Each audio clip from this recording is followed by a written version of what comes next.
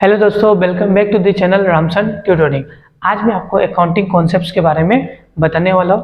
Previously मैंने आपको accounting principles के बारे में बताया था। अकाउंटिंग प्रिंसिपल्स क्या होता है कि अकाउंट्स करने के टाइम में, अकाउंटिंग करने के टाइम में कुछ रूल्स रेगुलेशंस को फॉलो करते हुए हम लोगों को अकाउंटिंग करना पड़ता है। उसी को हम लोग क्या बोलते हैं, अकाउंटिंग प्रिंसिपल्स बोलते हैं। ठीक है।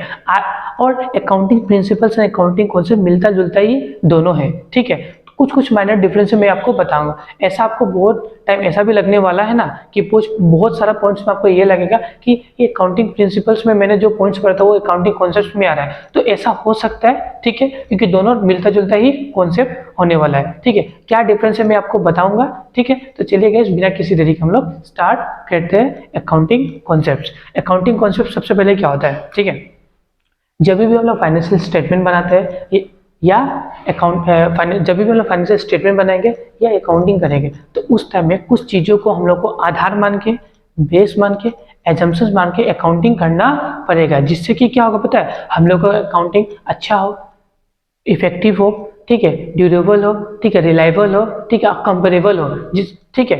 इसी को हम लोग क्या बोलते हैं, अकाउंटिंग कॉन्सेप्ट्स बोलते हैं। क्या बोलते हैं, अकाउंटिंग कॉन्सेप्ट्स बोलते हैं। अकाउंटिंग कॉन्सेप्ट क्या है, an accounting concept is an basis, assumption और principle that underlines the practice of accounting. मतलब अकाउंटिंग प्रैक्टिस करने का टाइम में जब हम लोग अकाउंटिंग रियल में बना रहे होंगे तो उस टाइम में कुछ चीजों को हम लोग को आधार और बेस मानना पड़ेगा। ठीक है।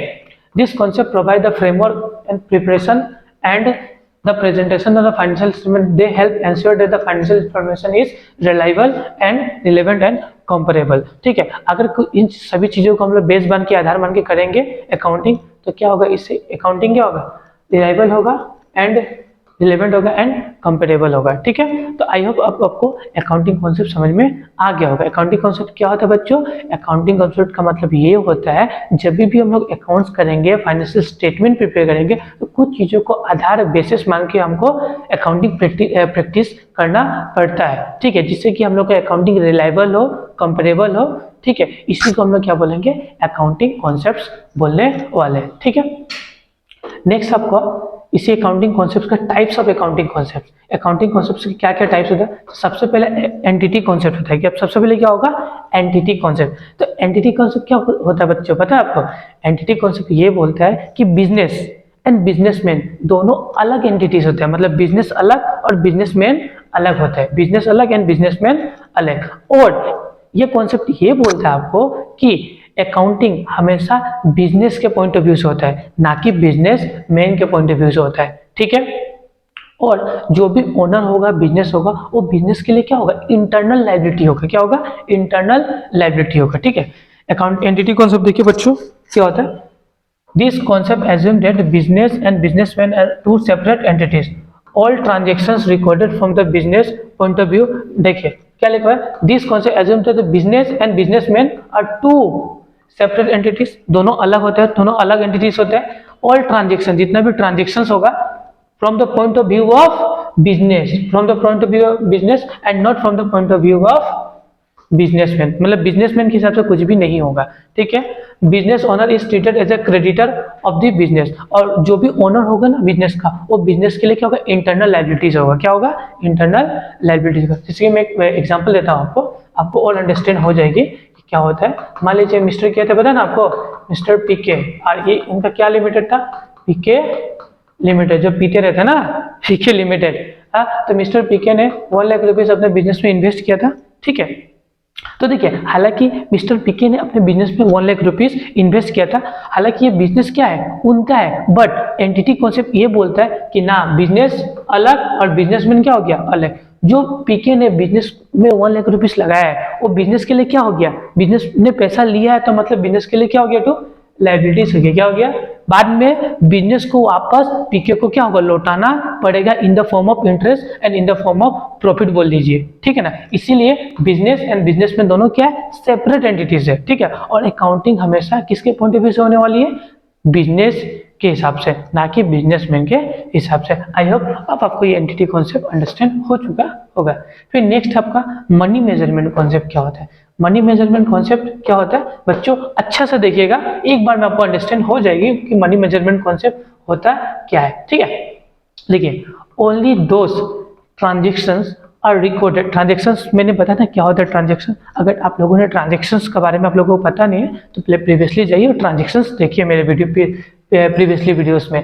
Only those transactions are recorded in the books of accounts which can be measure in terms of money. मतलब ऐसे ट्रांजेक्शन्स हम लोग बुक्स ऑफ अकाउंट्स में रिकॉर्ड करेंगे जो मनी में मेजर हो।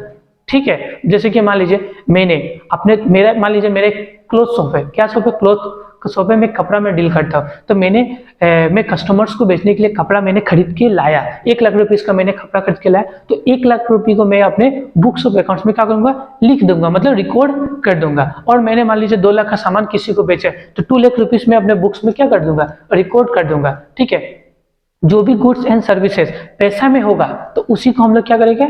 मनी मेजरमेंट कॉन्सेप्ट के अंडर में रिकॉर्ड करेंगे। अकाउंट्स बोलता है कि जो भी ट्रांजेक्शन्स, ठीक है, अगर वो मनी से रिलेट करता हो तो वैसे ट्रांजेक्शन्स को हम लोग बुक्स ऑफ अकाउंट्स में क्या करेंगे? रिकॉर्ड करेंगे। वही होता है मेरा मनी मेजरमेंट कॉन्सेप्ट। समझ में आया? देखिए क्या हो रहा है, non monetary transactions are not recorded in the books of accounts. फिर नेक्स्ट क्या बोलता है मनी मेजरमेंट कॉन्सेप्ट कि नॉन मॉनेटरी ट्रांजेक्शन जो होता है ना उसे हम लोग बुक्स ऑफ अकाउंट्स में रिकॉर्ड नहीं करते। जैसे कि non monetary transaction like loyalty, जैसे गर्लफ्रेंड बॉयफ्रेंड तुम लॉयल नहीं हो, तो लॉयल्टी, यहाँ पे लॉयल्टी का मतलब थोड़ा सा चेंज होगा। क्या होगा? थोड़ा सा चेंज होगा। Loyalty, efficiency of the management skills, honesty affects the business, but ये बिजनेस को इफेक्ट करता है but can not be measure in terms of money has it is not recorded. मतलब जो भी लॉयल्टी होगा, ऑनेस्टी होगा, वह बिजनेस को इफेक्ट करेंगे, लेकिन हम लोग इसको बिजनेस बुक्स ऑफ अकाउंट्स में रिकॉर्ड नहीं करते क्योंकि ये मनी से रिलेट नहीं होता है। तो इसी को हम लोग क्या बोलेंगे? Money measurement concept. एक एग्जांपल मैं देता हूँ जिससे कि आपको ये मनी मेजरमेंट कॉन्सेप्ट होगा ना, ये और मस्त से समझ में आने वाला है। ठीक है, मान लीजिए कहाँ लूँ, यहीं पे मैं रहता हूँ मैं। ठीक है, मान लीजिए ये मिस्टर बीके है। क्या है? ये मिस्टर बीके है और ये मान लीजिए पीके लिमिटेड में, ये मिस्टर बीके है, ये पीके लिमिटेड में क्या करते हैं? काम करता है। पीके लिमिटेड क्या बेचती है? सीमेंट बेचती है। क्या बेचती है? सीमेंट बेचती है। तो ये मिस्टर बीके पीके लिमिटेड में क्या करते हैं? काम करते हैं और पीके लिमिटेड इनको 1 लाख रुपीस मंथली पे करता है। ठीक है, समझ में आपको? तो पीके लिमिटेड के लिए ये 1 लाख रुपीस क्या है? एक्सपेंस है या नहीं है? क्योंकि पीके लिमिटेड इसको क्या देती है? सैलरी देती है। तो पीके लिमिटेड के लिए क्या ये एक्सपेंस है, खर्चा है। तो पीके लिमिटेड पैसा दी ना, पैसा किसको दी? पैसा किसको दी? बीके को दी। तो पीके लिमिटेड का खर्चा है और पीके लिमिटेड इसको पैसा दे रही है, तो पैसा दे रही है मतलब इसे बुक्स ऑफ अकाउंट्स में रिकॉर्ड करेगी। समझ में आपको? ठीक है, लेकिन ये जो वर्कर है ना बीके, ये जो वर्कर है ना बीके, ये बहुत ईमानदार है, बहुत ऑनेस्ट है, बहुत लॉयल है। ठीक है, ये सब बीके लिमिटेड अपने बुक्स ऑफ अकाउंट्स में रिकॉर्ड नहीं करेगी क्योंकि ये नॉन मॉनेटरी टर्म्स होती है। समझ में आया आपको? ठीक है, फिर नेक्स्ट आपका होने वाला है कि पीरियोडिसिटी कॉन्सेप्ट क्या होता है। पीरियोडिसिटी कॉन्सेप्ट भी बहुत इंपॉर्टेंट है आपके लिए। देखिए, मैंने आपको प्रीवियसली ये पढ़ा था ना कि बिजनेस का लाइफ अनंत होता है, बिजनेस का लाइफ इंडेफिनिट होता है, कभी भी बिजनेस का लॉन्गर लाइफ है, फोर्सिबल फ्यूचर है, ये बताया था ना मैं। अगर मान लीजिए बिजनेस का लाइफ लॉन्ग है, फोर्सिबल फ्यूचर है, तो बिजनेस में होने वाले प्रॉफिट या लॉसेस कैसे आप लोग पता करेंगे? उसी लिए किसका जन्म हुआ? पीरियोडिसिटी कॉन्सेप्ट का जन्म हुआ। किसका जन्म हुआ? पीरियोडिसिटी कॉन्सेप्ट का जन्म हुआ। पीरियोडिसिटी कॉन्सेप्ट आपको ये बताती है कि बिजनेस का लाइफ अनंत होता है, मतलब इनफाइनाइट होता है। ठीक है, तो इस बिजनेस को लाइफ को ये पीरियोडिसिटी कॉन्सेप्ट छोटे छोटे इंटरवल्स में क्या करती है? डिवाइड कर देती है, जिससे कि आपको प्रॉफिट एंड लॉस पता लगाना बिजनेस में इजीली हो जाए। इसी छोटे छोटे पीरियड्स को हम लोग क्या बोलते हैं पता है ना? अकाउंटिंग पीरियड्स बोलते हैं। क्या बोलते हैं? Accounting period. Accounting period generally कितना, कब से स्टार्ट होता है? 1 अप्रैल से कब खत्म होता है? 31 मार्च में, बताया था मैंने। और नॉर्मली कितना मंथ्स का होती है? 12 मंथ्स का होती है। समझ में है? और at the end of the accounting period financial statement is prepared to know the profitability and financial position of the business. ठीक है, जब फाइनेंशियल पोजीशन एंड होती है ना, तब हम लोग बिजनेस में होने वाले प्रॉफिट या लॉस को निकालते हैं इसी पीरियोडिसिटी कॉन्सेप्ट के हेल्प से। समझ में आपको पीरियोडिसिटी कॉन्सेप्ट क्या होता है?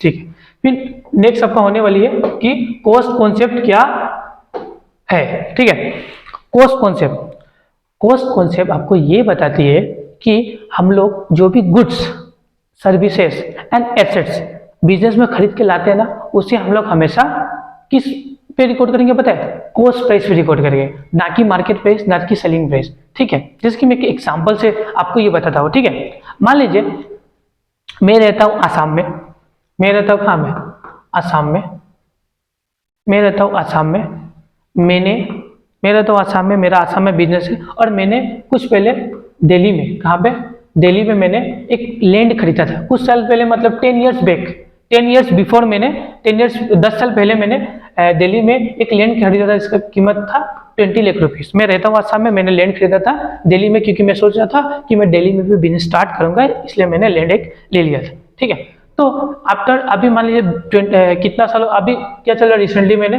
2023 चल रहा है, मैंने 10 साल पहले लैंड लिया था, अभी क्या क्या हो रहा है 2023, अब उस लैंड का कीमत पता है 5 शेयर हो गया। क्या हो गया, 5 शेयर, लेकिन 5 शेयर हो गया ना, तो कॉस्ट कॉन्सेप्ट को ये बताती है कि आप इस पे अभी रिकॉर्ड नहीं कर सकते हैं, आपको रिकॉर्डिंग किस में करना पड़ेगा, 20 लाख पे। ठीक है, तो कॉस्ट कॉन्सेप्ट ये बोलता है आपको जिस दाम में आपने एसेट्स खरीदा था उसी दाम में आपको रिकॉर्डिंग करना पड़ेगा, ये आपको बता दी कौन सा, कॉस्ट कॉन्सेप्ट। ठीक है, हमको ये 55 करोड़ से कोई भी मतलब नहीं है। देखिए क्या बोलती है कौन concept, this concept also known as the historical cost concept, इस कॉन्सेप्ट को हम लोग हिस्टोरिकल कॉस्ट कॉन्सेप्ट भी बोलते हैं। is an accounting principle that require the assets be recorded on the company balance sheet। देखिए जो भी एसेट्स होता है वो कंपनी के बैलेंस शीट में ओरिजिनल कॉस्ट पे रिकॉर्ड होगा, किसमें, ओरिजिनल कॉस्ट पे रिकॉर्ड होगा। व्हेन दे एक्वायर, जब हम लोग एसेट्स को खरीदेंगे, एक्वायर मतलब खरीदना। ठीक है, the principle holds the value of an assets is equal to the paid to acquired, मतलब वैल्यू ऑफ, मान लो एसेट्स का वैल्यू था 1 लाख रुपीज, इसको पे कर दिया हमने, कितना किया था 1 लाख रुपीज ही पे किया था, तो इसी को क्या बोलेगा, कॉस्ट कॉन्सेप्ट। ठीक है, like example, acquisition of goods और assets are recorded at a cost, जो भी हम लोग गुड्स खरीदेंगे उसको हमेशा कॉस्ट प्राइस पे ही रिकॉर्ड करेंगे। ठीक है, एनी इंक्रीज और decrease will not record in the books of account, मान लीजिए कोई एसेट्स का वैल्यू बढ़ गया या घट गया, उसको हम लोग बुक्स ऑफ अकाउंट्स में रिकॉर्ड नहीं करेंगे। जैसे कि मैंने 20 लाख रुपीज का लैंड लिया था, अब उसका कीमत कितना हो गया 5 शेयर, तो 5 शेयर में हम लोग रिकॉर्ड नहीं करेंगे, हमको कितना में करना पड़ेगा 20 लाख में, इसी को बोलते हैं हम लोग कॉस्ट कॉन्सेप्ट। आई होप आपको ये अंडरस्टैंड हो चुका होगा। फिर नेक्स्ट होगा आपका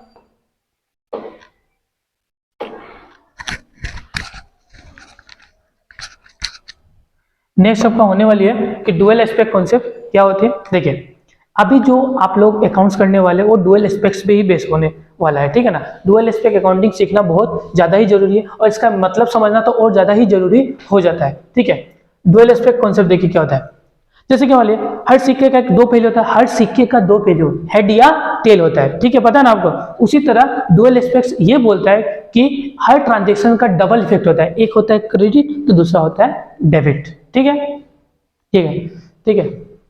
this concept state every transaction has double effect, ये कॉन्सेप्ट को ये बताती है कि हर ट्रांजेक्शन का डबल इफेक्ट होता है, one is debit and other is credit. ठीक है, मान लीजिए मैंने एक फोन खरीदा 20,000 रुपीज का, मैंने 20,000 रुपीज का फोन खरीदा, लेकिन फोन किसके लिए खरीदा था, बिजनेस के पर्पज से।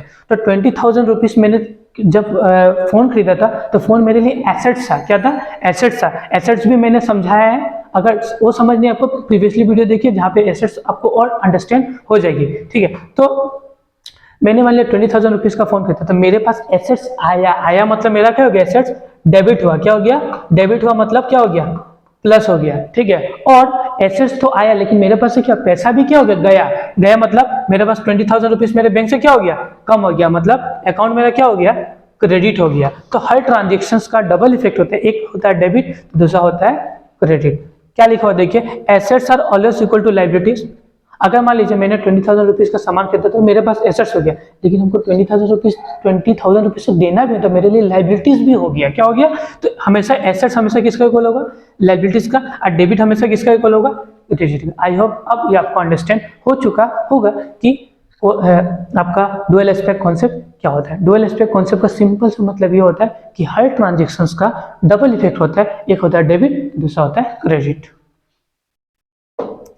फिर नेक्स्ट आपका रियलाइजेशन और रेवेन्यू रिकॉग्निशन कॉन्सेप्ट, ये वाला देखिए क्या होता है। ये कॉन्सेप्ट देखिए, ये कॉन्सेप्ट को मैं एग्जांपल से समझा देता हूं।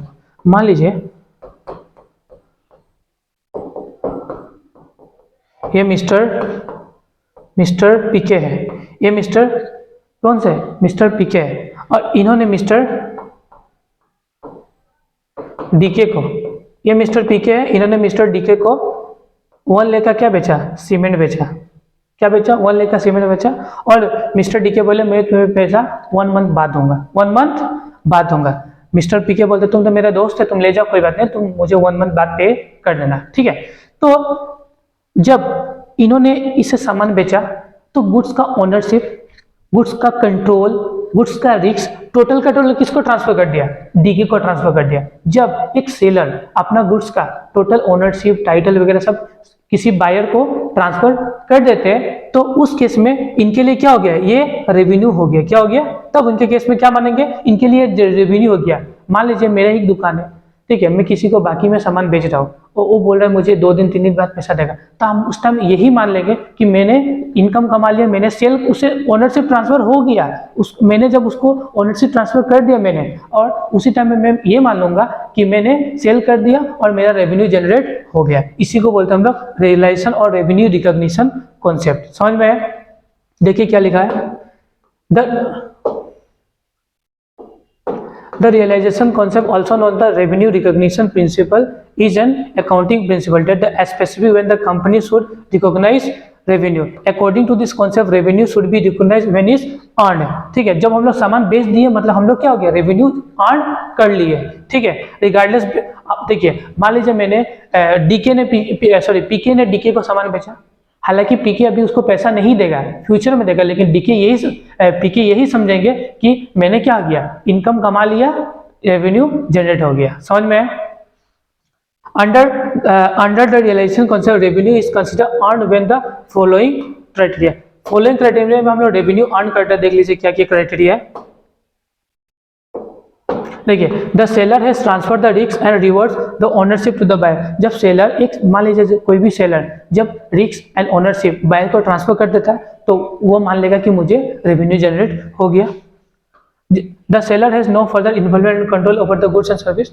मान लीजिए एक सेलर है जो जब ओनरशिप ट्रांसफर कर दिया तो कंट्रोल एंड इन्वॉल्वमेंट भी गुड्स को किसको ट्रांसफर कर दिया, बायर को, तो भी मानेगा कि मुझे रेवेन्यू जनरेट हो चुका है, ठीक है। फिर देखिए एक एग्जांपल है इसका। फॉर एग्जांपल, इफ एक कंपनी सेल से प्रोडक्ट, मान ले कोई कंपनी एक सेल्स प्रोडक्ट को बेचती है, तब उस टाइम एक प्रोडक्ट बेचने का टाइम में वो अपना उस प्रोडक्ट का risk and rewards and ownership किसको ट्रांसफर कर देती है, बायर को ट्रांसफर कर देती है। किसको ट्रांसफर कर देती है, बायर को। At the time of sale the company should recognise the revenue. तब उस टाइम में कंपनी ये मान लेती है कि हाँ मुझे रेवेन्यू जनरेट हो गया, आइदर उसको पेमेंट मिलो या ना मिलो, पेमेंट अभी नहीं मिलेगी लेकिन बाद में तो मिलने वाली है ना, तो वो कंपनी मानेगी कि मुझे रेवेन्यू जनरेट हो गया। इसी को बोलता है रेवेन्यू रिकॉग्निशन कॉन्सेप्ट। फिर नेक्स्ट आपका एक्रूवल कॉन्सेप्ट है। एक्रूवल कॉन्सेप्ट और एक्रूवल प्रिंसिपल दोनों सेम ही है, इसलिए मैं अभी बताऊंगा नहीं, ठीक है। Going concern concept and going concern principle same ही है, जो मैं अभी बताऊंगा नहीं। और कन्वर्टिज्म ये भी सेम ही है, जो मैंने प्रिंसिपल्स में पढ़ा था। ये आप अगर प्रिंसिपल पढ़े होंगे तो आपको ये इजीली समझ में आ जाएगी, हालांकि दोनों सेम ही है इसलिए मैं बताऊंगा नहीं। फिर मैं नेक्स्ट एक आपको समरी दे देता हूँ accounting principles and accounting concept का। देखिए क्या होता है, in a summary accounting principle are the rules and guidelines that govern the preparation of financial statement. आपका अकाउंटिंग प्रिंसिपल्स क्या होता है, जब हम लोग फाइनेंशियल स्टेटमेंट बनाते हैं कुछ रूल्स एंड रेगुलेशन को फॉलो करना पड़ता है, उसी को हम क्या बोलते हैं, उसी को क्या बोलते हैं, अकाउंटिंग प्रिंसिपल। वाइल जबकि अकाउंटिंग कॉन्सेप्ट क्या होता है, आर द बेसिक एजम्पशन, कुछ एजम्पशंस होता है, आधार मानते हैं कि underline the practice of accounting, मतलब अकाउंट्स बनाने के टाइम में कुछ चीजों को हम लोग बेस मान के, ठीक है, बनाते हैं ना, उसी को क्या बोलते हैं, अकाउंटिंग कॉन्सेप्ट्स बोलते हैं। बोथ मतलब ये दोनों accounting concept and accounting principle accounts के लिए, फाइनेंशियल स्टेटमेंट बहुत ज्यादा जरूरी है। अगर ये प्रॉपर वे में होगा तो हमेशा फाइनेंशियल स्टेटमेंट ट्रांसपेरेंट होगा, कंसिस्टेंट होगा एंड एक्यूरेट होने वाला है, ठीक है। मैं आशा करता हूँ कि ये वीडियो जो मैंने आज आपको पढ़ाया वो आपको प्रॉपर वे में अंडरस्टैंड हो चुका होगा। इस वीडियो के रिलेटेड कुछ भी डाउट्स हो तो मुझे कमेंट बॉक्स में कमेंट कर दीजिएगा, और इस वीडियो का मैं PDF डिस्क्रिप्शन बॉक्स में प्रोवाइड कर दूंगा। Thank you guys.